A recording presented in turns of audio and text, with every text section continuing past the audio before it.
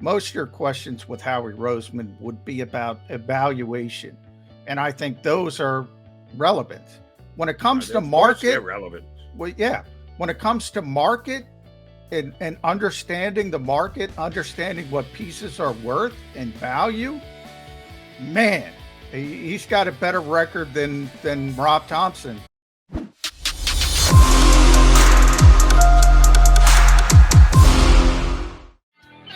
He's John McMullen. I'm Jody McDonald. That makes us Mac on Birds 365 hour in the books. We got one left to play on this undefeated Monday. That's right. The Eagles still haven't lost. All right. Yeah, the rest of the division looked pretty good over the weekend. Giants winning, Cowboys winning, Commanders winning. That's what I got in trouble for pointing out, Jody. I said the bad bye week for the Eagles is what I tweeted out, that the Phillies took over the city and the entire NFC East won, tongue in cheek. And so many people took that as, oh, the Eagles don't care. The Eagles are happy for the Phillies. Yeah, I meant really the Eagles were upset. I mean, come on, people. Yeah, man. The Eagles were saying, Phils, have a week. Not a problem. We got a whole And by the way, the Eagles season to go, and we're planning on making a big playoff run too. Yeah. So we'll jump on your bandwagon if you jump on ours come January. Yeah. That by the way, the Phillies could win the World Series, and good luck to them. And the minute the parade is done, it's still an Eagles town. Correct. So yeah, we're talking Eagles here on Birds 365. What were those numbers on defensive line percentage of snaps? I don't have that. The Eagles have the percentages out on Tuesday. But I can give you the raw numbers. What inside is Pletcher's got 248. Javon's got 244. Milton's next at 146. Jordan's got 135. Marlon T's got 133. So that's the interior. That's your tackle guys. Okay. Yeah. Outside, Reddick, and remember I put them in the same category. Even though they call Reddick linebackers, and edge rusher 267. Sweats at 251. Brandon's at 167. That is a pretty significant drop off. You described it well, John. Yeah. And Patrick Johnson's kind of taken over that fourth role for your buddy, Derek Barnett. He's got 67. So they could use a fourth edge rusher. But, I mean, that's not Brian Burns, people. So who do you want to take off the field between Reddick, Sweat? No, because if you bring in somebody else, you just gave us the numbers, and I think there is certainly – you're able to read the mind of the defensive coordinator and the positional coach and how much they want to use.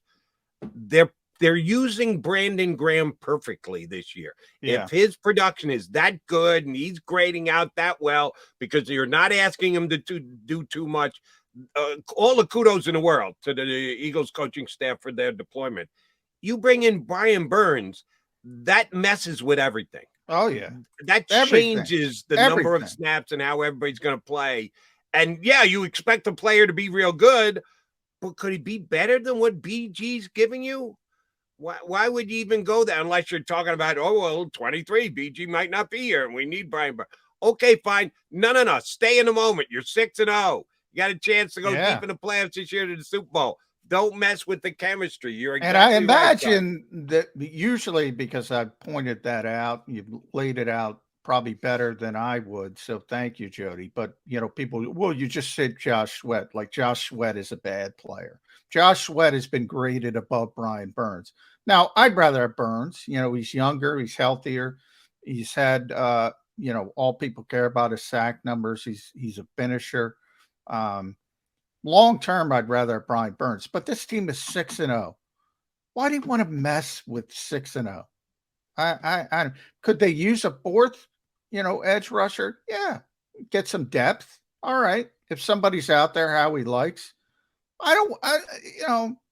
Brian Burns is off-season talk. And by the way, Carolina, thankfully, Carolina's not trading Brian Burns. They're not, unless somebody waddles up to him with 2 top 15 picks, then they might consider it. Right. You know, they're one game out of first place. They might as well run. He had a very good game yesterday against Tampa Bay. So not the best time to point this out, but I had a very good game against Tampa Bay. Great player, but come on. There's nothing wrong with the Eagles' defensive line right now. Here's the way I look at the Eagles just from a overall team standpoint with 8 days to the trade deadline. You ever play Jenga, John? I have. You have. Yeah, I'm not very good at it. And nor am I. As my age, a little too shaky at this stage. Same here. But you and I are on the same and the same. You understand? Everyone, you just see one, and it's a nice, easy piece, and you can pull it out. And if you can do that, it just takes you another step closer to winning. And sometimes you go, oh, if I could get this piece out, man, I could put the other player at a disadvantage. And you pull it out, and there goes the whole friggin' thing. That's where I'm at with the Eagles this week. They don't need to pull the key piece out of the Jenga structure. If you can see a nice little easy piece, Howie, then get your hands on that can help in the margins, go for it. But trading a first or 2 first-round draft pick for a guy at a position you're not bad at already at the edge, no, Howie Roseman doesn't need to do that. And we got to get on this week, J-Mac. We got to get our guy Jimmy Kempski on because one of the things we like Kempski. He's a Malton Mafia guy, same hometown as me. He is more dedicated to the compensatory draft pick tracking than anyone on the Eagles beat. And that's a story this week because Eagles have a whole bunch of free agents at the end of the season. Now, they're not trading Kaiser White. They're not trading James Bradbury. We know that. But a guy like Andre Dillard, if at the end of the season they don't trade Andre in the next 8 days, he walks away, he's going to be in that. The Eagles going to bring back as many free agents as they lose. If they don't, they get compensation. How good a pick would Andre Dillard be? So in a week where you go, well, it's better to trade Dillard and get something rather than nothing, it's not necessarily nothing. No. Because and that's where, Howie's really good. Like Howie knows. I think a lot of people don't realize when it comes to comp picks, and you just laid it out. First of all, they don't even matter unless you sign less than you bring in. So unless you by the way, with the Eagles this year, that's a distinct possibility because they have so many free agents. That is a distinct possibility, and Howie knows. He knows that already. He knows if compensatory picks are going to be relevant to him this offseason.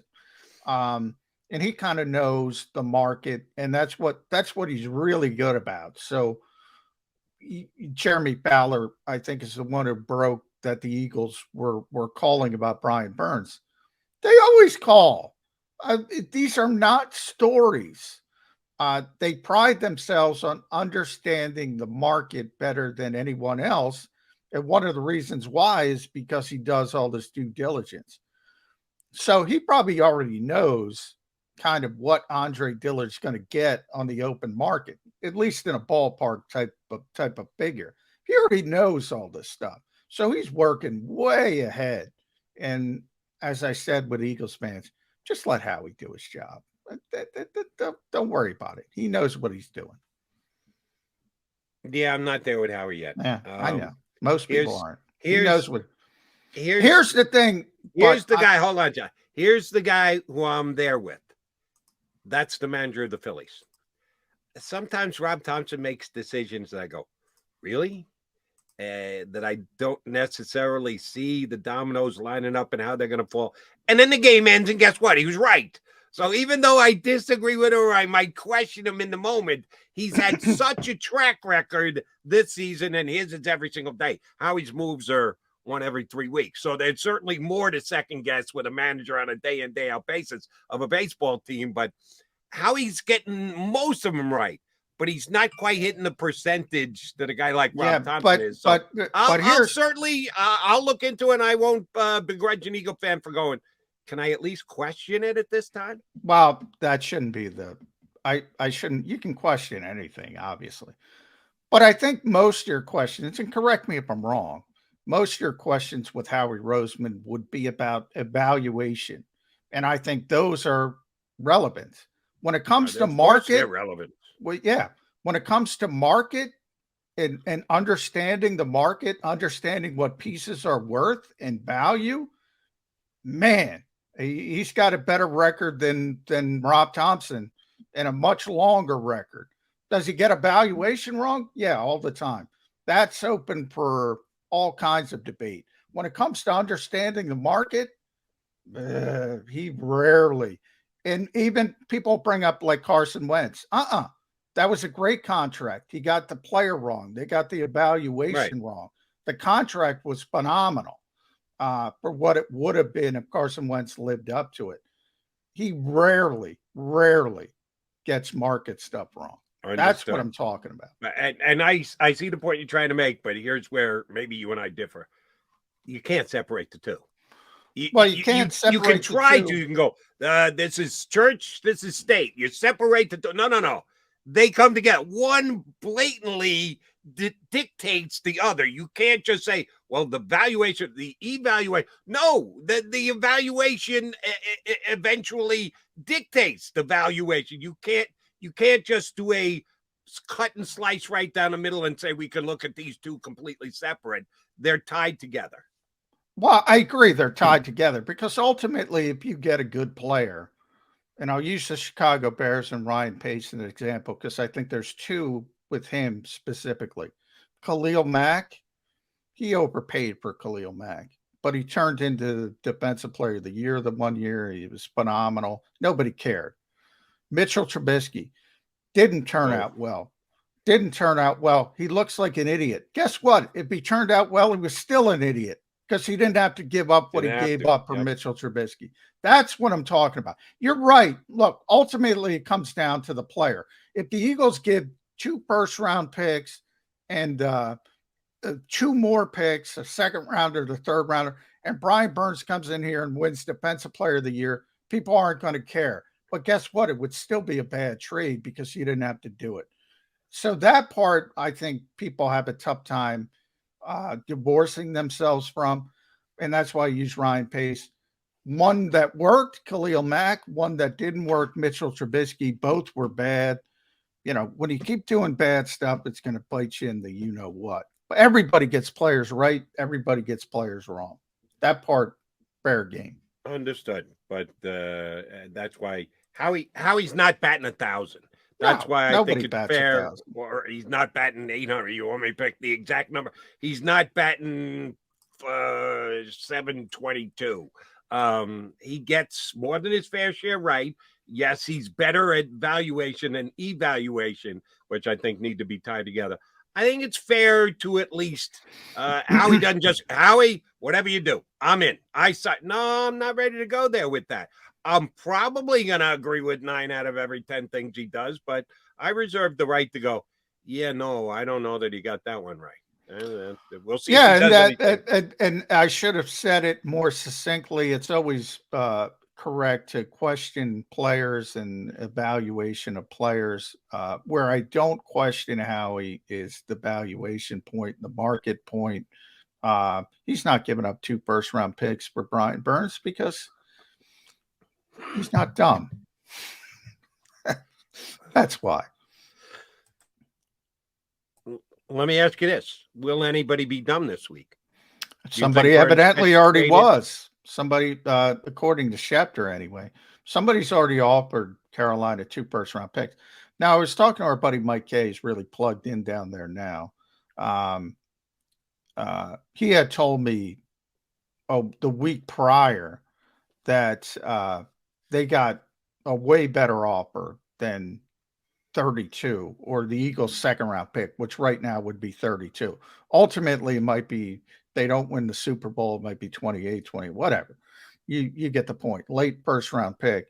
He had told me last week before the Schefter report they had a way better offer on the table than that. That was no way that was going to get done, that kind of deal, because a lot of Eagles fans were speculating, give him the second of the first-round pick. Ain't going to, no. That wasn't going to work. Somebody gave up that for Khalil Mack. He's 24 years old, edge rusher, premium position. There's a lot of dumb organizations in this league. Well, somebody already has. So it wouldn't surprise me if somebody does it. And, oh, by the way, as we pointed out earlier, all of a sudden, Carolina back in the mix in that division. Oh, yeah. They got the Game win. They're out. only one game out of first place. Yeah. All right. Quickie timeout coming for the Mac and Mac guys. Aaron Chats, footballoutsiders.com, going to hop aboard. Stay with us here on Birds 365.